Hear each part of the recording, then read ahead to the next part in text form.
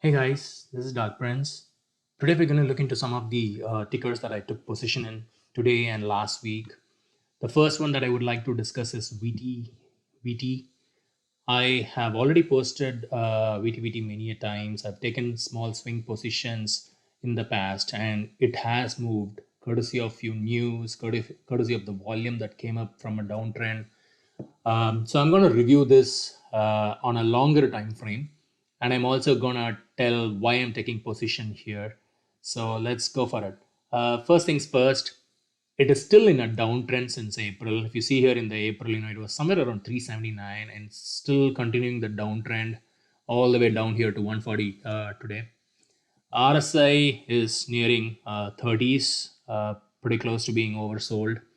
I looked at the daily, so this is a daily chart that I'm showing you, but I also looked at the weekly. The weekly is also, pretty oversold here. And you see the blue line here. This is the trend that I'm looking at. This is where I see, where I believe the volume is going to come or the price action is going to move from here. You see here, there's a bounce from here. It all started from here, and then a bounce here again, coming back to the same spot. So I'm looking at the history on the weekly and on the daily. And guess what? Uh, if you all remember my blog or my first video, you would have known that I picked VTVT in the 150s in May 2019. And I know how big that move was, although obviously I sold a little early here. But the point being, it is coming to a zone where it's gonna be a very good deal to add here. 140, 130, anything around that zone is going to be a good swing position for us. I'm pretty sure about it. Just a conviction when I just look at this chart on the daily and especially on the weekly. I'm tempted here, to be honest, because this has been down from April all the way here. But then, what if it's going to bounce now? How far it's going to go? That's going to be very interesting. I'm not going to give you any price target on this, be it $3 or $4 or even over the 475. I'm not going to give anything at this point. All I'm looking for is how it's going to consolidate here in this buy zone and how it's going to settle down here. So this is a very interesting chart for me. I've already taken a position.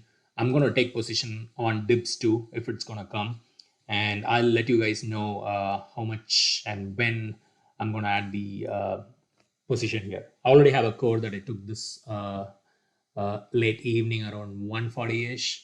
I'm going to keep watching this, keep loading if there is any more dips, and see where it goes. But I got a good conviction on this by just looking at this whole chart on a longer time frame and where we are adding right now. I know we had few red spikes and all that. I'm not going to look into all that. I'm going to shut the noise on that because currently all it matters is what price it is right now. So it's at 140 right now. And I'm going to keep adding on this. So let's see how this chart goes for us this week and later next week. All right. I'll move to SGRP. I know I took a position last week on SGRP, and obviously many people know SGRP from me many a times. I've been adding here in the 60s, 120s. The last big run came when I took a big position between 150s and 120s, and then it went all the way to 386 or even more than that. Look at the 4 hours, you will know. Yeah, it's same as 386. But when I just look at what it has done from 386, it has fallen all the way back to the zone where it is usually loaded.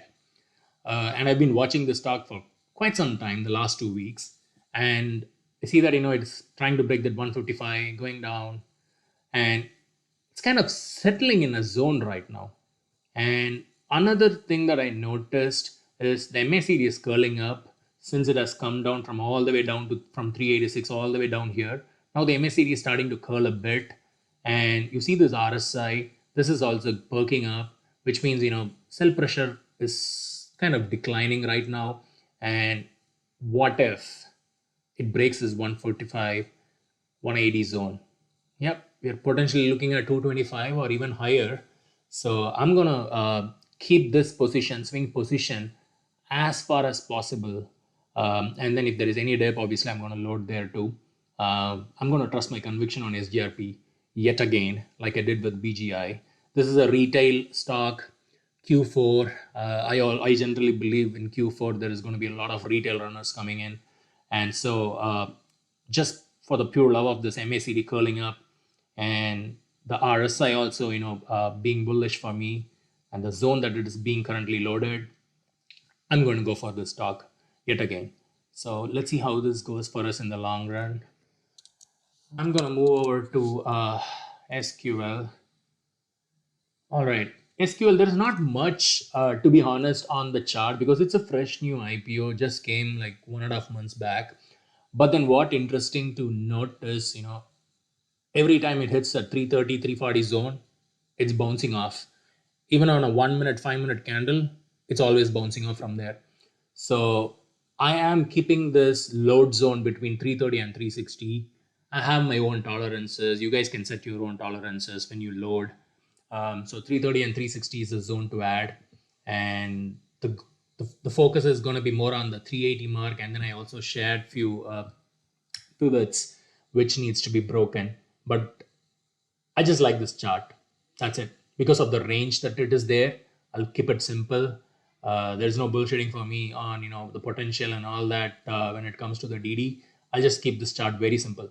330 to 360 load zone and see where it goes. Because for me, this is a thin low floater, and I believe it is still not tested in my opinion. So anything over 380 and 420 is going to be a good breakout zone for me from here. All right. That's it, I guess. Anything else, you guys reach out to me. All right. Bye bye.